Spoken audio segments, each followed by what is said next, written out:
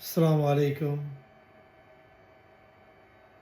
মোহাম্মদ রহমান, ভালোবাসি বাংলাদেশ, টেক্সাস থেকে বলছি। মে 10, 2025 বাংলাদেশে আওয়ামী লীগের সমস্ত কার্যক্রম নিষিদ্ধ ঘোষণা করা হয়েছে। এই আন্দোলনের প্রথম নায়ক ছিলেন হাসনাত আবদুল্লাহ এবং ওনারই উদ্যোগে বিশেষ করে আওয়ামী লীগের প্রতি এই পদক্ষেপ নেওয়া হয়। কিন্তু এর পরের দিন মাহফুজ আলম বোঝা যাচ্ছে না কি হচ্ছে। মাহফুজ আলমকে আমি প্রথম থেকেই সন্দেহ করে আসছিলাম, কারণ মনে হচ্ছিল সে প্রথম থেকে বাম দল এবং ভারতের কোনো পৃষ্ঠপোষকতায় চলছে। আপনারা ভালো করে জানেন, জুলাই আন্দোলনের একটা বড় স্লোগান ছিল, আমি কে তুমি কে, রাজাকার রাজাকার, কে বলেছে সরকার সরকার।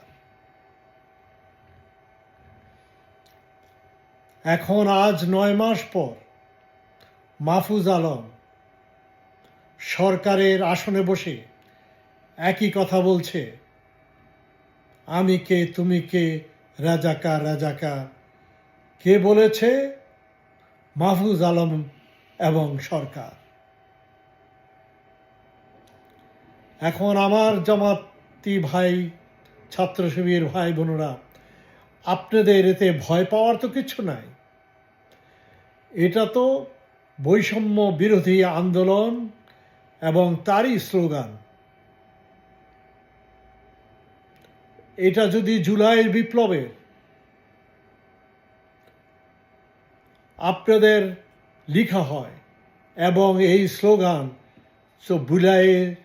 জুলাইয়ের বিপ্লবের বৈষম্য বিরোধী আন্দোলনের নাম্বার 1 স্লোগান হবে, আমি কে তুমি কে, রাজাকার রাজাকার, কে বলেছে হাসিনা সরকার হাসিনা সরকার। এখন কে বলেছে মাহফুজ আলম সরকার। তাহলে কি বোঝা যায়? এখন মাহফুজ আলমকে আপনাদেরকে কাঠগড়ায় আনতে হবে, তাকে ফ্যাসিস্ট সরকারের আসন থেকে তাকে অপসারণ করতে হবে এবং তাকে অতি শীঘ্রই আইন উপদেষ্টা, উনি আইনের আওতায় এনে মাহফুজ আলমকে অতি শীঘ্রই কারারুদ্ধ করেন এবং তার বিরুদ্ধে সমস্ত আইনের ব্যবস্থা গ্রহণ করেন, কারণ সেই এই দেশের মানুষকে আবার বলেছে রাজাকার রাজাকার। আর আমরা যদি রাজাকার হই, তাইলে হাসিনা আমাদেরকে সবাইকে বলে দিয়েছে রাজাকার। আমরা বৈষম্য আন্দোলনকারী সবাই রাজাকার। এবং এই কথা মাহফুজ আলম আবার আমাদেরকে স্মরণ করিয়ে দিচ্ছে। তো মাহফুজ আলমকে কারারুদ্ধ করেন। হাসিনা পালিয়ে গেছে, মাহফুজ আলম এখন এখানে আছে, তাকে কারারুদ্ধ করে তার উপযুক্ত বিচার করা হোক, এই বলে আমরা আমেরিকার থেকে রেমিটেন্স ছাত্র জনতা এবং বাংলাদেশের জনগণের পক্ষ থেকে এই আবদার করছি, ইউনূস সরকারের প্রতি আবেদন জানাচ্ছি যেন শীঘ্রই উনি মাহফুজ আলমকে কারারুদ্ধ করে তার বিচার শুরু করেন। এই বলে আমি শেষ করছি। বাংলাদেশ ইনকিলাব জিন্দাবাদ, বাংলাদেশ জিন্দাবাদ। বৈষম্য বিরোধী ছাত্রদেরকে একটা উপদেশ দিয়ে যায়, তোমাদেরকে এই ভারতের পদলহনকারীরা আবার তোমাদের ভিতরে ঢুকে তোমাদেরকে ধ্বংস করবে।